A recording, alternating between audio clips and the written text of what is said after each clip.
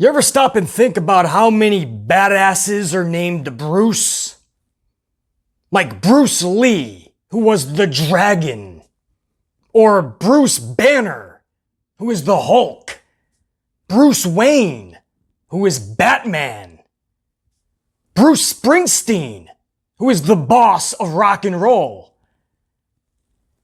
And now the latest Bruce to go atop the Mount Rushmore of Bruces, someone I call the sole survivor, Bruce Prichard. Because he now controls Raw and Smackdown. All of WWE is now in the hands of Bruce Prichard. Or is it really? I mean, if you ask the wrestling community, he's being blamed for everything. His name is being printed down for everything. His name is in the headlines for everything wrong with WWE. But that's why there's channels, or I believe I'm the only channel who's giving it to you truthfully. I'm the only channel that's going to actually tell you what's really happening behind the scenes. Bruce Prichard isn't controlling anything. He's the scapegoat. Vince McMahon likes to use people like Bruce Prichard, but they're just another tool in the toolbox. What do you do when you no longer need the tool? You put it back and you grab another one. That's why we've seen them all come and go. The Vince Russos have come and gone. The Ed Ferraras have come and gone. The Jim Cornettes have come and gone. The Eric Bischoffs, the Paul Heymans. And through it all, Bruce Prichard is the sole survivor. He's the one that McMahon is most comfortable with, because they've been together for so long. But don't get it twisted. Prichard, just like Bischoff, just like Heyman, just like so many before them, they don't really have control of shit.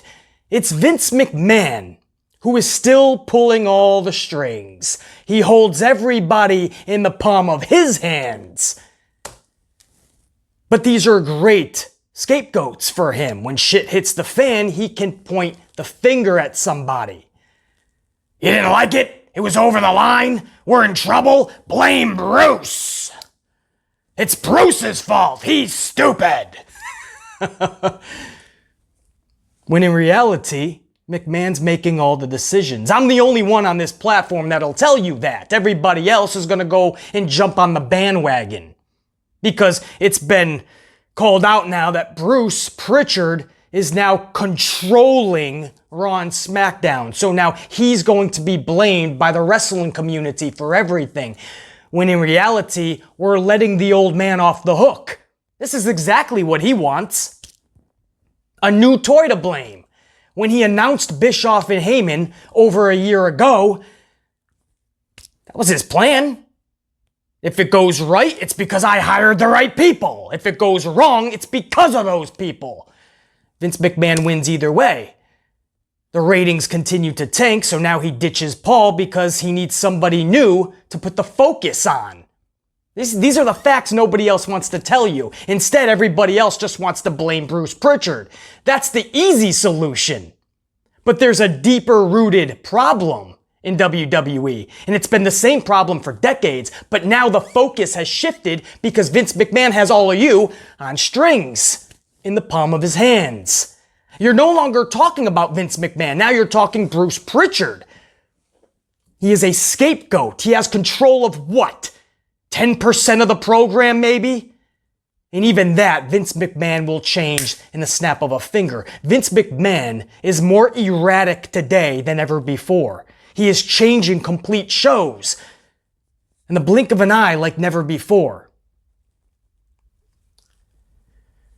So why the easy solution is just blame Bruce, because that's what Vince wants you to do, right? Vince wins in this situation. If anything goes awry, if the ratings tank, anything happens company-wise that shareholders, the stock, the boardroom meeting people are just pissed off about, he can blame somebody else now.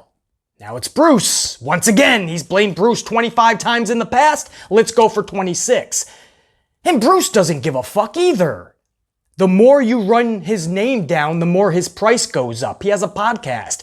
He has shit to look forward to when this is done, because Bruce knows he'll be fired eventually too. He's just a scapegoat. No matter how good or bad Bruce does, Vince will let him go. Vince likes to throw away people like yesterday's newspaper.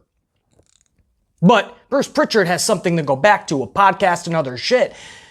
So he's sitting back, and every time he's hearing the whole community talk about him, he's gonna cash in eventually. So Bruce and Vince right now are sitting fucking pretty. In the whole community, everybody's on strings. Because the whole community has fallen for exactly what Vince and Bruce want to have happen. You're not talking about Vince, and you are talking about Bruce. Guess who wins in this scenario? Vince and Bruce.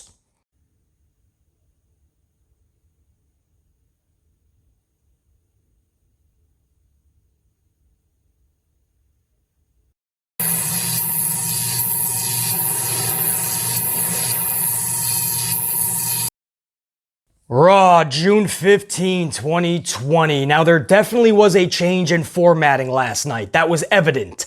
But I don't want to speak too much or too positively on that until I see more of it consistently.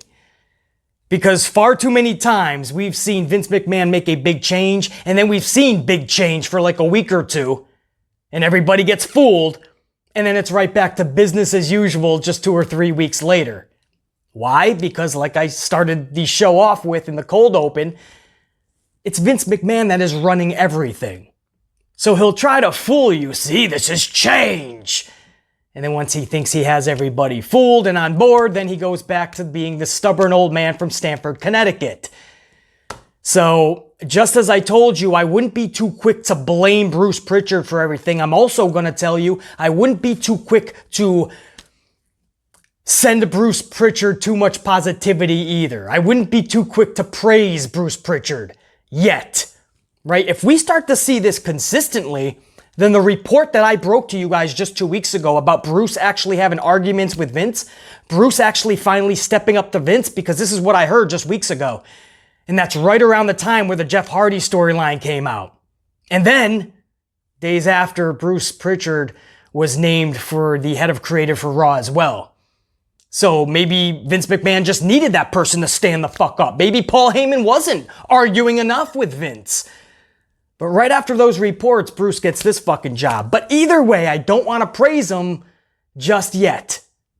The same way I'm not going to blame him, I ain't going to praise him. Right now, my focus is on the old man in Stamford. That's where the root of the problem is. That needs to be fixed first.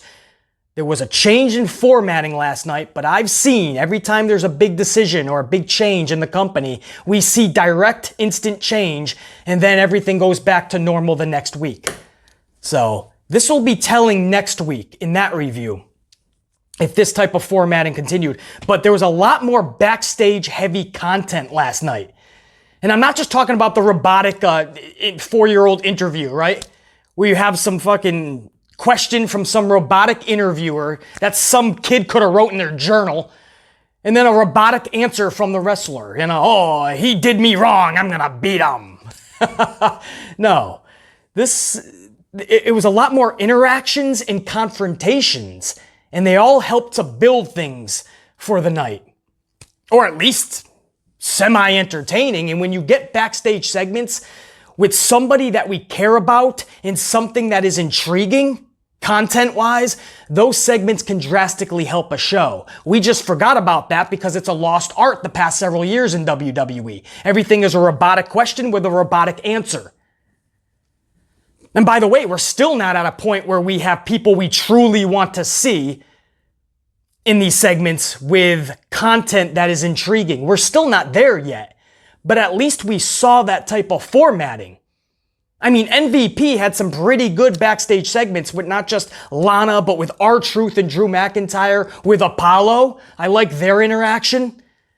There was a lot of shit like that. There was also some weird shit with like fucking ninjas in the Big Show. That's another story. But backstage segments can drastically help the show. the bigger segments for the night, the big main event match, for instance, if you build that throughout the show, that'll help it. It just takes creativity and time, and that's something that the old man in Stamford has given up on in recent years. We need that back. I started to see glimpses of that last night. It was much more backstage heavy content. Am I the only one that noticed? Because it happened. And even bigger than that, when I talk about change in formatting, they did what I was begging, not just pleading, all right? And I'm a man of pride, but I'll be the first to admit, I basically was begging WWE to give us back the big jumpstart surprise at the top of the show to lead to a culminating big cliffhanger at the end. I've been missing that. And what I mean by that is something that really captures your attention at the start of the show, so you have to find out what happens later. Like Vince McMahon and Stone Cold. You remember when they were about to, that match was announced at the beginning of the show, and you were thinking, no way. Are they really going to do Vince and Stone Cold? There's no way that's going to happen, right? But it was announced, it was advertised, and you kept glued because you had to see what happened. Now, I'm not putting Christian and Orton in Vince and Stone Cold's category, but it's along the lines. Christian, who's been out for 6 years, not even cleared to compete, and they're setting up a Christian and Randy Orton confrontation. It's an unsanctioned fight for later in the night. Well, when you announce something like that at the top of the show, a dude who's highly respected, who has been out of action for 6 years because he can no longer compete, and you're saying, oh, he's competing, it's a fight with Randy Orton later, that captures your attention. No matter how high or low on the spectrum, but it still captures your attention. You have to find out what happens now to Christian, right? And that's what we got. It wasn't a match. It wasn't even really a fight at the end of the show, but it was a really badass segment. It was captivating television for yours truly. Right? Give me something at the top of the show that's going to make me care about what's to come, the rest of the show, the main event. Give me something at the top that makes me give a shit. I always talk about cliffhangers, right? When you end a 2-hour or a 3-hour, or even if it's a 1-hour show, you leave with a cliffhanger. You leave your audience needing to find out what happens next week. Not wanting to, needing to. It's a cliffhanger. Make us care about something. Get us invested emotionally in it. I always talk about the cliffhanger at the end, but you need a spark at the top of the show. Something needs to spark our interest. Christian basically coming out of retirement for one night. I mean, he's taken bumps, he's taken a move. You have to be cleared to take a punt to the dome piece, especially when you left because of a concussion. You got to be cleared for that shit. This is huge news that was evolving last night. Whether you like Christian or not, you think he's a top superstar or not, or it's a big story. And we kicked off with Randy Orton, and once again, he was firing on all cylinders with the stick in his hands. I mean, this guy has been flawless over the last several months on the mic. Never did I used to put Randy Orton in my top mic guys, but he is literally becoming top 5. He is killing it, slaying it on the microphone. And he's absolutely verbally destroying Edge in the process of what he is cutting last night. I mean, he's talking about how he knew that the muscle was torn off the bone, that tricep was torn off the bone during the match. He knew it, but he didn't finish Edge. He wanted to make it as agonizing and prolonging as possible. So that just fits with the methodicalness of the Randy Orton character. You know, and that's something that the Viper would do. Man, it was just an awesome job again. Another great night on the stick for Randy Orton. Christian ends up hitting the ring to defend his friend. And Orton quickly says, I know what this is about. You just want one more match. You're tired of living in Edge's shadow and just being the best friend. You want that one more match. You saw what Edge did. And now you want to see if you got it in you. And Christian's like, no, that's not it at all. What? Don't change the subject, man. This is about you disrespecting Edge. And Orton, being that methodical Viper, he was in manipulating as well. Methodical and manipulating. Because he brought it right back to Christian, right? He came out to defend Edge, But Orton made it all about Christian. And he said, well, I'm going to give you that chance tonight to see if you still got it in you. And he said, now I know you're not medically cleared and all these other loopholes that we have to get around. But he said, I already thought it out. And he said, Christian Orton unsanctioned tonight. Or are you what we all already thought you were? A coward. And he takes off, and now we anxiously await Christian's answer. Is Christian going to go face-to-face with Orton later in the night? It's simplistic, but it works because that's Pro Wrestling 101. Wrestling at its core, guys, is actually simplistic. The foundation, the core of what pro wrestling was based upon is simplistic. You have larger-than-life characters, and you have storylines that we give a shit about, and we need to see a culminating meeting between the two, usually at a pay-per-view. That's the formula for pro wrestling. Don't fuck with it. It was the formula back in 1950, it was the formula in 1990, and it should be the formula in 2085. Nothing should change. It's simplistic at its core. The ingredients, the recipes, how you go about shit, you can change that up, absolutely. You have to change with the times. But the foundation should always be the foundation. Larger-than-life characters, stories we give a shit about, and an awesome culmination at the pay-per-view. Or that night on the show for the main event. But that's what we got last night. The spark right at the top of the show. And now Christian is struggling with his own battles and demons again. Shit that he has admitted in real life he has struggled with for 6 years now. Should he attempt to come back? Would he even ever be cleared? Is it just too risky? And now here you have Orton calling out his manhood, really. And making him doubt himself even more. And that's what I mean about the master manipulator that is the Viper Randy Orton. This is what I've begged for years. For Vince McMahon and WWE. Literally, I've been begging for this. Give us a spark at the top of the show. Give me a reason to care during the show. And then do something really cool with all of that at the end of the show. And I feel they hit it out of the park last night with Christian and Orton's storyline and segment. And this is, again, simplistic. If you have Edge and Orton in a storyline, how the fuck do you not use Christian? Pay him some extra money and use this guy. He can add so much value to the story. Edge just got hurt. This is beautiful. Bring in Christian, right? Edge is hurt. Randy Orton's going to talk even more shit now because he knows Edge isn't there to defend himself. So Christian comes in. This is fucking... It's as simplistic as it gets, but it works. I cannot tell you how great that was to see the show open like that. Now, I knew Christian wasn't going to be cleared to actually fight Randy Orton in any capacity, so I was wondering what they were going to do. I loved what they did later in the night. We'll get to that in a little bit, obviously. But that was your opening segment, and now that sets up Christian's decision. He has a big decision to make. Am I going to fight Randy Orton later in the night?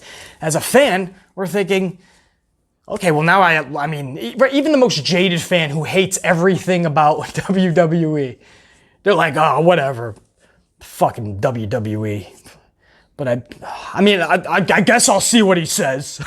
I guess I'll stick around. Right? First matchup of the night, Kevin Owens versus Angel Garza. 35 seconds into this match, Andrade comes to ringside. Doesn't take long for Garza and Andrade's beef to flare up once again. Zelina had enough. Zelina just screams out, "I'm sick of this!" And she walks to the back. And we go to commercial. So Zelina had enough, man. That's 411 of heaven, I call her. Because she's just, I don't know, fucking beautiful. But, man, she's got that queen's temper, let me tell you. And you don't fuck with that. Not long after, once we came back from commercial, not long after, Kevin Owens hits a stunner on Garza and grabs himself kind of a big W. I say big because Kevin Owens' booking recently has been really strange. Either they legit don't have anything for him, or he was just being punished for something. But it's been weird booking for Owens. So for him to get a victory, any type of a victory, I'm sure that was big for him. Post-match, tempers flare once again between Andrade and Garza. Zelina returns, because again, remember, she walked to the back before commercial. She ended up returning because Andrade and Garza were about to come to blows. And Zelina just starts scolding both of them. And you do not disobey Mama Bear, all right? Mama Zelina says something, you come a fucking running. When Zelina says jump, you say how high.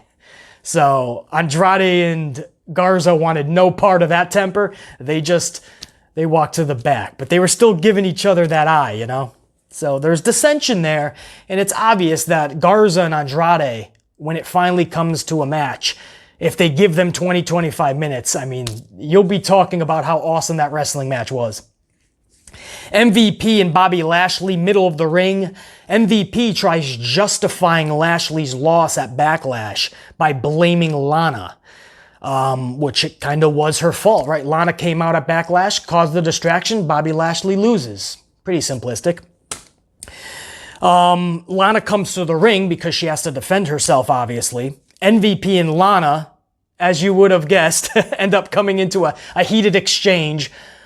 Lana tries looking for her husband, Bobby Lashley, to help her in this exchange with MVP, but Lashley comes to the defense of MVP and says, I'm sick of this, Lana. Everything you do is just for likes on social media. Everything you do, even putting out our sex life, he says, is just for likes and fame. And Lana says, fame? She said something like, if I was out for just fame, I would have slept with somebody way more famous than you. Like, oh, I don't know, Drew McIntyre? That's what Lana said. So Lashley just screams out, Lana, enough. I want a divorce.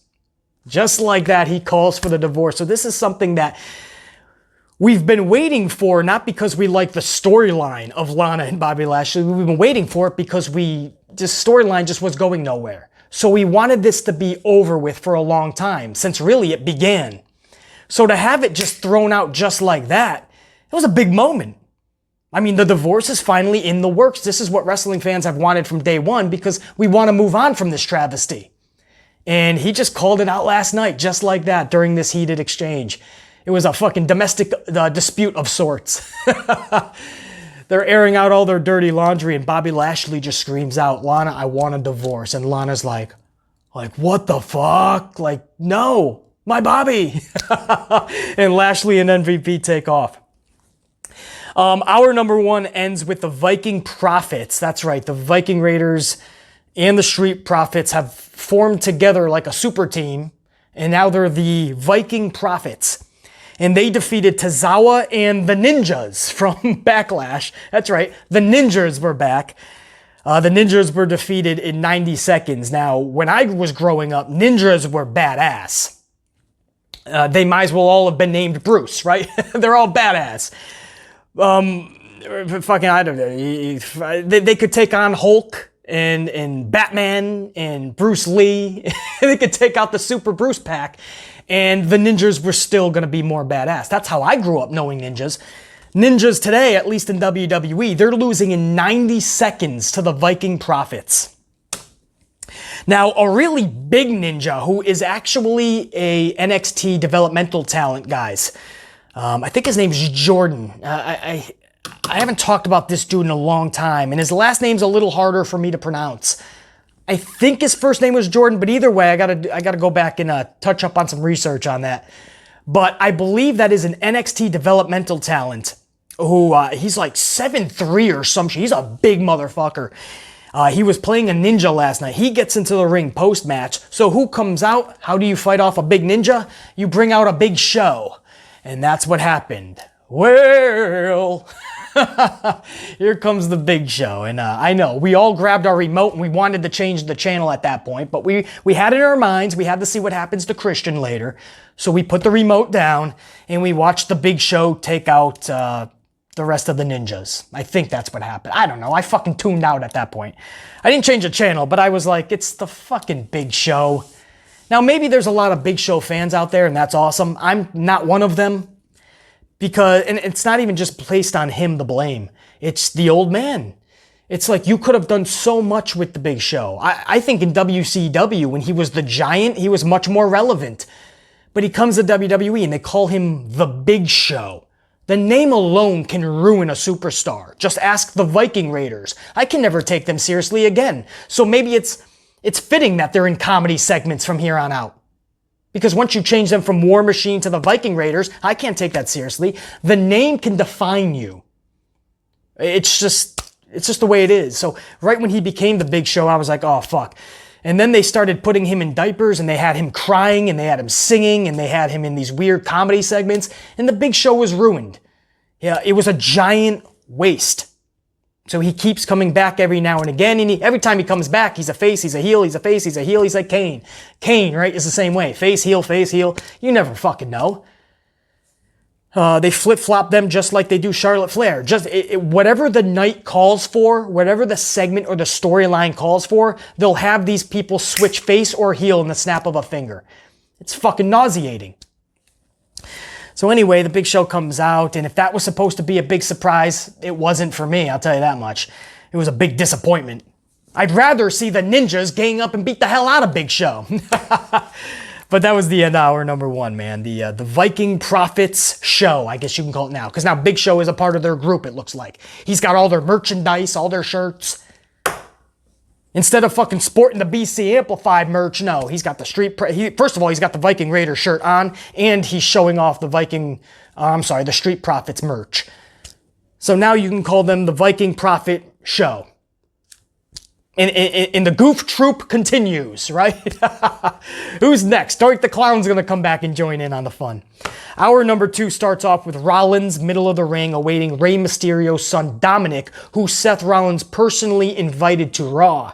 Mysterio appears on the Tron, and he's telling Rollins to go back, relax, think about this, leave my fucking son Dominic alone. This is between you and me. Dominic has nothing to do with this. So they have a back and forth. Rey demands that Rollins stay away from his son now because Rollins is just not taking the hint. Rollins is like, I'm going to make him, I don't know, fucking see the light or something. And if he doesn't, then he's just part of the problem. And when you're part of the problem, you need to be taken care of. And Rollins gave another awesome Rollins-esque speech type promo. And this pissed off Mysterio even more, so now he's demanding that he stays away from Dominic. Dominic ends up attacking Rollins from behind and takes him out. Rollins' disciples, Murphy and Theory, hit the ring, but Dominic is able to escape behind the dastardly plexiglass, right? You can't get beyond that. So Austin and Theory are like, they're like mimes. How do I get back? I can't get through the plexiglass. How did Dominic do it? Hey, Murphy and Theory are good wrestlers. Beyond that, that's another story. How do I get beyond this plexiglass? It's a maze. So, I don't know. This Dominic thing is weird to me. Some people in the community are excited about it. Some are like me, and we're just like, okay, it's Rey Mysterio's son, Dominic. I mean, he seems like an amazing kid. But it doesn't look like he spent a day in the gym ever. And if you're going to be a pro wrestler and you're going to have human bodies on your shoulders and you're going to be doing 20-minute matches and all these moves and suplexes from the top, all these things with bodies in your hands, you got to build up your body. You got to build muscle, guys. This isn't, even if you hate going to the gym and you don't like muscle dudes, right? The Jersey Shore would be the last place you'd ever want to be. Too many people with muscles. I understand, right? And you look at them as just big muscle dumb fucks. But you have to build muscle as professional wrestlers, or at least I would hope you would. Or you better have a million other things going for you. Like Kevin Owens, for instance. There's a million things he's got going for him. Owens is not one of those dudes that spends multiple days a week in a gym. He's just not. He'll tell you that. But he makes sure that he's doing everything that he can otherwise to protect not just himself, but others. So if Dominic is not going to hit the gym too much, I hope he's got a master plan. Or I hope he's really talking to people like Kevin Owens, because that concerns me. It looks like he literally just came from college and now he's going to be a pro wrestling superstar. And this is what I mean. I'm looking for larger than life superstars. And I feel that's a big reason why pro wrestling is lacking today. I'm looking for larger than life, and who are we getting? We're getting Dominic. A good kid. I gotta see what he's actually gonna do in the ring, man. it concerns me, and I don't know if Dominic is captivating me. Actually, I'm being generous. He's not captivating me, and I don't know where this storyline is supposed to go. Rollins versus Dominic? Or better yet, does Dominic join Seth Rollins? Do I give a fuck? That's good for the storyline with Mysterio, okay. And then what? Dominic is one of the big superstars in WWE? I don't understand. I don't know, man. Dominic joins Seth Rollins. All right, maybe that's fun for a couple weeks. Maybe. Maybe that intrigues a lot of you guys. Maybe. I don't see the end game. But I'll let it play out. I don't know. Dominic should be in NXT, or not even NXT. Dominic should be in developmental for another fucking year at least. Chill out with The Rock's daughter, Simone. Learn the business more. Start lifting a lot more. Go through the process, and then come in. Looks like he just got out of college. Literally, he just got out of class, and he's got to make a flight to Monday Night Raw, to Orlando. Oh, fuck. If you're family with somebody, they will hire anybody. This company, if you are related to anybody, they will fucking hire you. The Iconics are up next. The Iconic! They defeat Liv Morgan and Natty. Now that's not nothing to laugh about. You guys know I like the Iconics. I just do. I take a lot of heat for that, I understand. Just like I would ask you guys to just be respectful. I like the Iconics because I find them as a glimmer of entertainment in an otherwise dull 3 hours. I just find them for 2 minutes out of a 3-hour show to be entertaining. Sorry, not sorry, all right? Just like a lot of you guys like Austin Theory and Drew Gulak, and I find them to just be rather dull. They can put on good wrestling matches, but I always tell you guys, you think it's just a joke, but it's true. I can literally see great wrestling at the local bingo hall. You can too. Wherever there's a wrestling event going on, whether it's independent or even a bingo hall type of event, you're going to see some good or even great wrestling. You know, I don't need to see Austin Theory and Drew Gulak necessarily. Now, their personalities and their charisma is going to have to shine if they truly have it in them. It's going to have to shine, and they're going to have to do more than just put on wrestling matches for me to really care about Austin Theory and Drew Gulak. But if you noticed, I never bash you guys for liking them because I understand why you like them. They can put on good wrestling matches. I get it. We obviously want to see that. But if I'm not getting the full package, then I'm not fully on board. Same thing with the Iconics. What's the thing I always call out on the Iconics? They're not immaculate wrestlers. So what do? I call them out on it, right? Even when I like somebody, that's why I say this will always be the most truthful channel. Even when I like superstars, I'm going to call them out.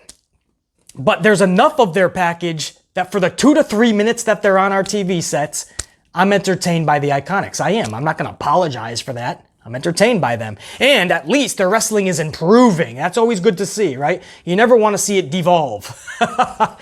So, you know, I take a lot of shit for liking the Iconics, and you know what?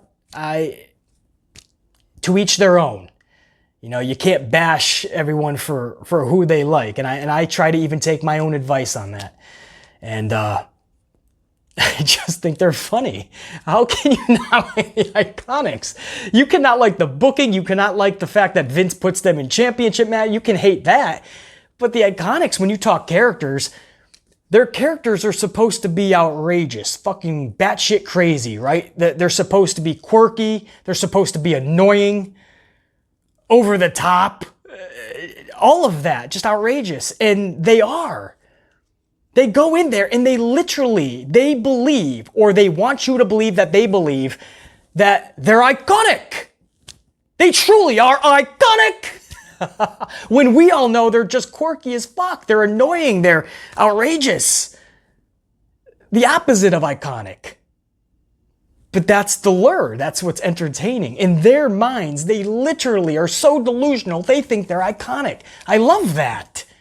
You know, I like characters that are actually characters. You know what I mean? Shit that you wouldn't see walking down an aisle in the supermarket, you know?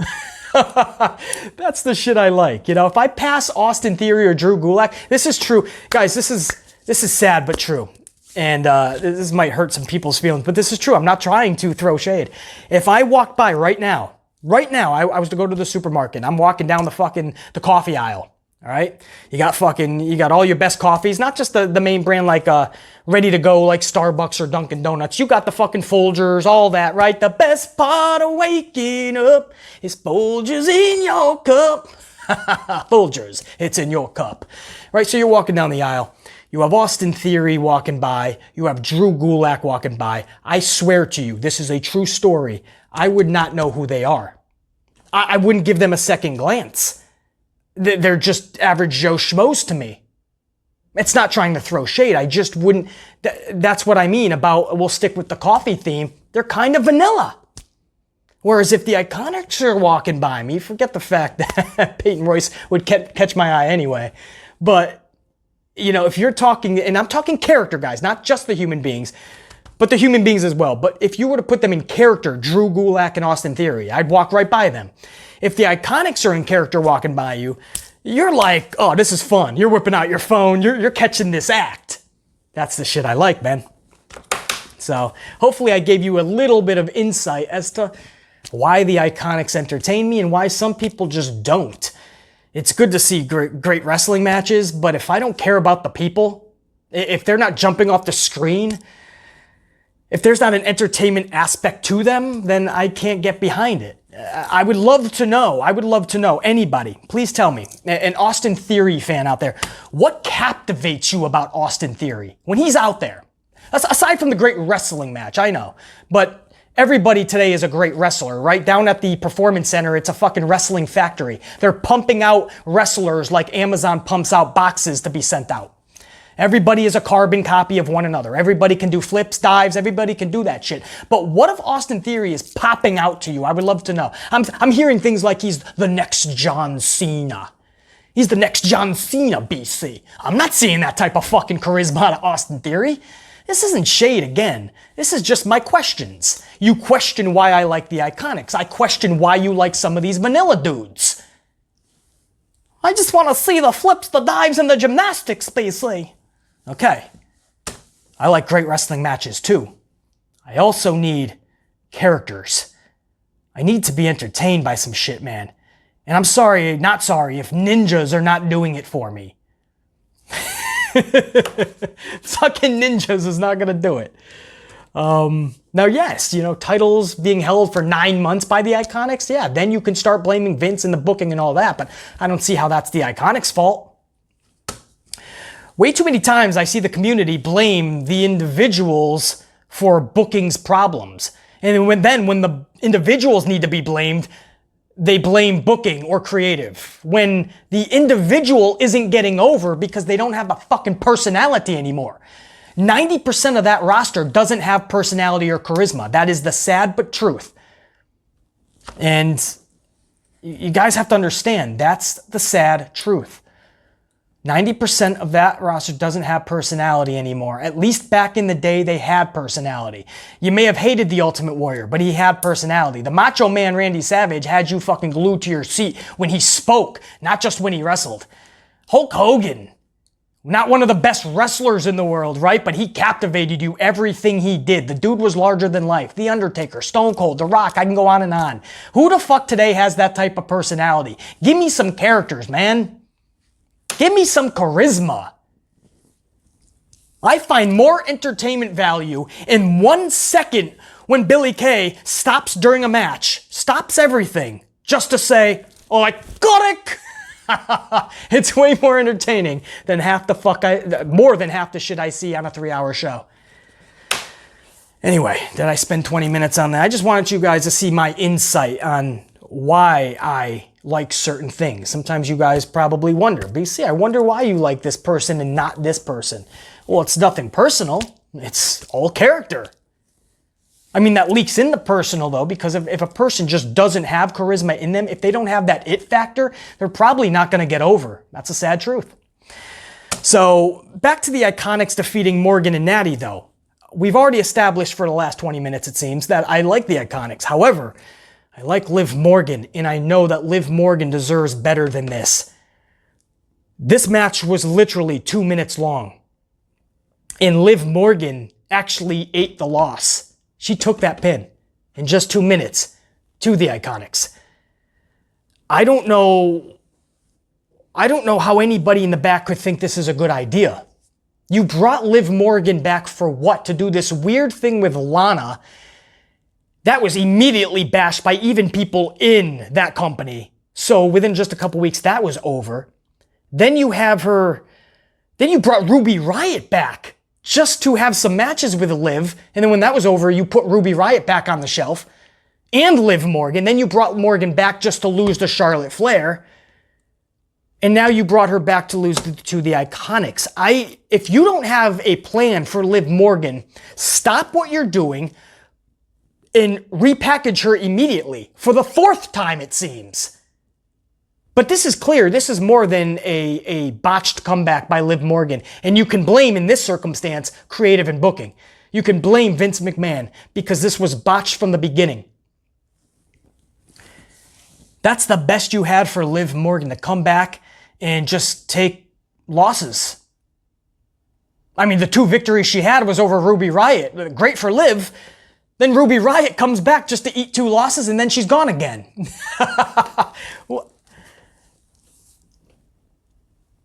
I didn't like necessarily the Riott Squad together only because they were glorified jobbers, but I did see potential and talent in Ruby Riott and Liv Morgan. And now that they're finally separate, I was hoping to see a lot from them, and it's clear that they have nothing for Ruby and they have nothing for Liv Morgan, and that's fucking sad because these are 2 individuals that not only can wrestle, but they have that personality that I was aforementioning. So that sucks, man. Post-match, they challenged the Iconics, challenged Sasha Banks and Bayley for a title match for next week on Raw.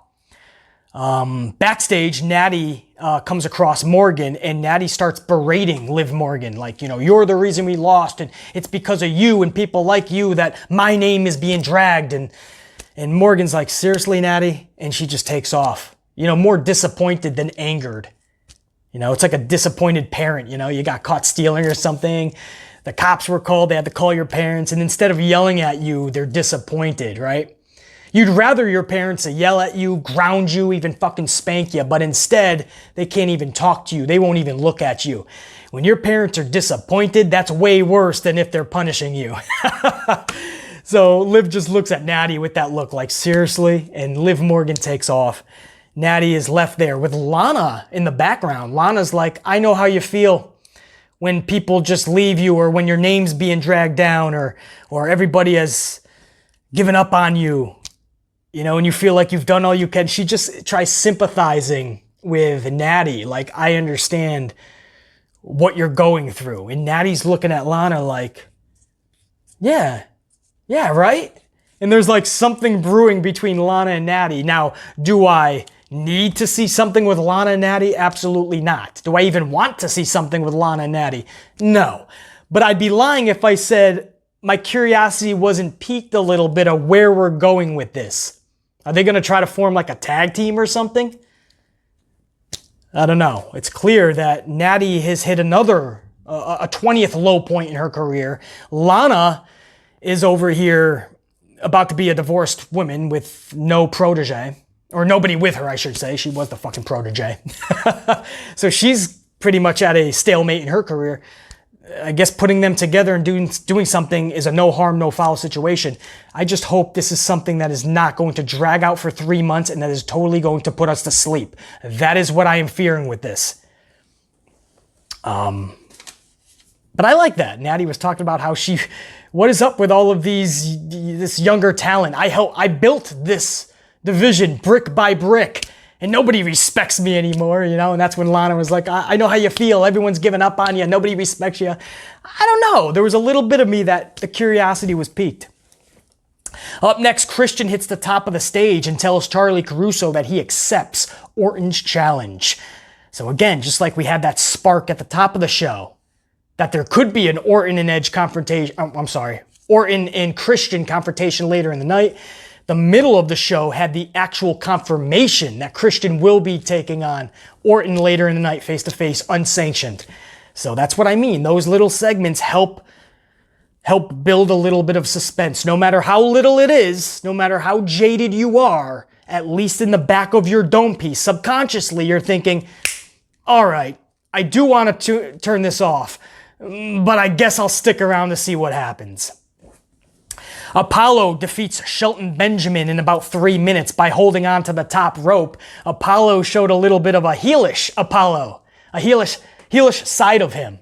And I don't mind that, man, you know. Apollo is showing that while he's not a heel, he's not afraid to do whatever it takes to hold on to that championship. He's not just this goody two-shoes. Follows the rules and, you know, and after MVP pretty much berated him in the back, I think that was a message that Apollo was showing. And Shelton Benjamin tried to cheat earlier in the match, so Apollo is playing eye for an eye, basically. So I kind of like that. A ton of backstage segments, as I aforementioned. A bunch of backstage segments ended hour number 2. While many were cringe, I didn't mind the time to not only build some stories, but give the stories and the characters time to breathe, because that's just as important. So surrounding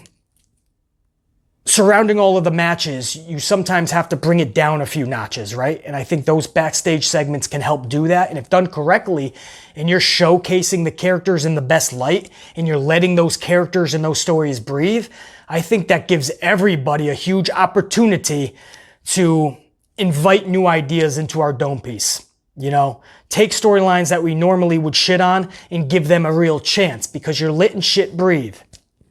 I hope you guys understand, man. I know that's another level of a way of thinking, but that's what these segments actually do.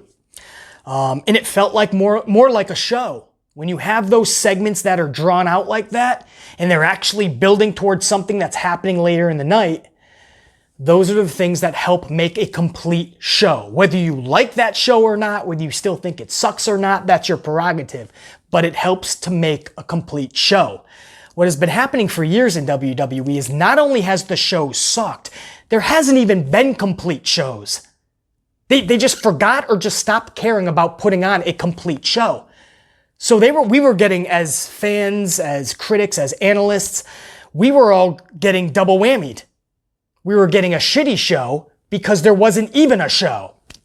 Hopefully that makes sense. You know, now we're starting to see things come together that even if it's still bad, it's at least a complete show. Hour 3 begins with Lashley and MVP versus R-Truth and Drew McIntyre. MVP weaseled his way into a big stipulation here. If McIntyre loses, gets pinned, whatever, his championship changes hands. And at first, it was actually a winner-take-all match because R-Truth's 24/7 title was also going to be on the line because R-Truth opened his big mouth backstage and Truth tried to make everything cool with Drew by saying, I'm going to talk to the powers that be. When he came back, Truth told Drew, everything got cleared up. It's no longer winner-take-all, don't worry. Now it's just your title on the line. And Drew's like, wait, Truth, what? If I lose, my title is the only one on the line? And R-Truth is like, yeah, man, see, it's no longer both of our titles. I love the chemistry between Truth and McIntyre backstage. In fact, the setup to get to this match was more eventful and entertaining than the match itself. But you kind of expected that, right? And that's what I mean about how these backstage segments can mean so much to something going forward. Because sometimes the backstage segment is better than the fucking match. Because this one was less than 10 minutes. R-Truth ends up pinning MVP and Drew McIntyre keeps his championship. So literally nothing eventful in this match. But the setup to get there, much more eventful. Sasha Banks is out next with Bayley. They're middle of the ring. Sasha Banks is sporting them New York Knicks color. She has the orange outfit with her blue hair. And if I thought you couldn't love Sasha Banks more than I could, I did. Because she was sporting the Knicks colors. Double thumbs up on that, man. Just when you think she can't get any more fucking awesome. The Iconics cut them off. Iconics come to the ring and Peyton Royce smacks the taste out of Sasha's mouth. Bayley flips out because it's her birthday, so she says, we accept your challenge for next week. So Sasha gets smacked in her mouth, and Bayley grants Iconics a championship match. So then Bayley looks at Sasha and she's like, I'm sorry, what could I have done? They smacked you in the face. And Sasha's like, you gave him a title match? I like this because it's a continuation of the very small seeds that are being planted, right? I know this has been 10 years in the making, it seems. Seems like we're never going to get Sasha versus Bayley. But we're starting to see these little seeds where Bayley is always telling somebody else, like a Tamina Snuka or a Lacey Evans, who knows. She's always saying, my friend Sasha will face you tonight. And then Bayley takes a seat at commentary where Sasha has to do all the work. This kind of follows in line with that story, right? Sasha just got the tag title. She's proud of that. And here Bayley, who doesn't give a fuck really about the tag team because she has the big title. She has the Smackdown Women's Championship. So here she is just throwing out title opportunities. And Sasha's like, what the fuck, man? This is my one title. And Bayley's like, what do you want me to do? She smacked you. And Sasha's like, okay, you don't reward them with a title opportunity. So I like that. This probably went over a lot of people's dome pieces. I bet you a lot of people were probably thinking, this makes zero sense. They smacked Sasha. Why would Bayley give him a title fucking opportunity? But it does make sense storyline-wise if they want to go Bayley-Sasha, which I believe they're still fucking with. I still think they're planting those seeds along the way. I just think it's taking a very long time. It originally wanted to be done at SummerSlam, but even then I think Vince would have pulled the plug. We might not see this match until 2047. But along the way, you'll see these little seeds being planted, and Bayley's ego will continue to get bigger and bigger, and eventually Sasha is going to have to separate from her. I can't wait for that fucking day. Sasha is too fucking good to be in a tag team with anybody. Raw Women's title rematch from Backlash. This is champion Asuka versus challenger Nia Jax. Nia pushes referee John Cone at the end of this thing. Cone was about to DQ Jax, but Asuka rolls her up, and John Cone is like, fuck it. And he fast counts Nia's shoulders to the mat. Was that so hard? This is what should have been done at Backlash. You can still protect Nia Jax if that's seriously what the old man in Stamford really wants to do. The one thing that Vince McMahon is demanding is Nia Jax be protected. You can still do that. But in the process, here's a wild idea. Your fucking champion wins the match. Is that so hard? I know that's a crazy concept. But while protecting someone else, have the other one, the champion, just win the fucking match. And that's what happened last night. Nia, the ref kind of screwed over Nia. So Nia has a way out. And Asuka pins Nia. Wins the match. None of this double count out bullshit that we saw at Backlash. And that's why I was so heated. I understand they were trying to protect Nia. Why, I don't know. Right? It seems like in that company, if you injure a lot of people, you get rewarded. She's already injured 10 motherfuckers on the roster. And she just gets rewarded every time. It's okay, they want to protect her, that's fine. But Asuka just got the championship just a few weeks ago. Asuka is the champion. Brand new champion. And you can't even have her beat Nia at the pay-per-view. A double count out in about 8 fucking minutes. What happened last night should have happened at Backlash. Unfucking real. But I like that finish, man. I don't mind fuck finishes if done correctly. And if the owner of a company wants to protect someone, that's his prerogative. He's the fucking owner. But we all know what's right in this situation. You have to book a champion to look like a champion. A double count out in 8 minutes to Nia, stop. Not when you're as good as Asuka. Main event was an unsanctioned fight between Randy Orton and Christian. They built up throughout the night. I loved it. That was beautiful. And again, earlier in the night, Orton referenced the return of the Legend Killer, who was my favorite variation of Randy Orton ever. I think it was all of our favorite variation of Orton, when he was just taking out a different legend every week. And the mystique, the rise of Randy Orton grew taller and taller, bigger and bigger by the week, because he was involved in some of the best shit that we've seen in years at that point. And he mentioned that legend killer and how that was kind of brought back out at Backlash. And then before the match, Orton backstage asked Caruso if she considered Christian to be a legend. She says yes. Orton says, yeah, I do too. And I knew right there, right when he said that, they zoomed in on him and you could see that the hamster was spinning in the wheel up in his dome piece. That hamster was spinning around. The thoughts were flowing. And when Charlie Caruso said, yeah, I think Christian is a legend, and Orton's like, Orton was just looking for that last bit of verification, right? Tell me, let me hear that he's a legend, because I'm on a mission to destroy those legends. So once he heard Charlie say that, yeah, I think she, and then he said, yeah, me too, you could tell he was thinking, I'm taking out another legend tonight. And sure enough, and this put all the puzzle pieces together. You know, I just love when a story is told like that. The puzzle pieces came together. Orton is now hunting down legends. I'm loving it at this point. I'm all in. Before this fight actually happens, Ric Flair comes down to the ring. Now, Flair had a little face-to-face with Christian backstage, and he was trying to talk Christian down from this. So this actually made sense. Ric Flair's going to try one more time to talk some sense into Christian. And he tries to back him away, but Christian's like, Rick, I got this. He places Rick in the corner and he says, I have to do this. And Ric Flair and Randy Orton have tremendous history together. They were in a group called Legacy. And guys, first of all, no, they were not. What the fuck am I talking about? They were in a group called Evolution. Legacy was also badass. I liked Legacy. I might be one of the few ones to like Legacy. That was with Ted DiBiase Jr. and Cody. Orton and Flair was in a group called Evolution. And that was even more badass because you had Big Boy Batista and Triple H. So they have history together, Flair and Orton. So when Christian goes to make a step toward Orton, Orton already had something going with Flair. Flair drops to his knees and low blows Christian. Christian is in agonizing pain.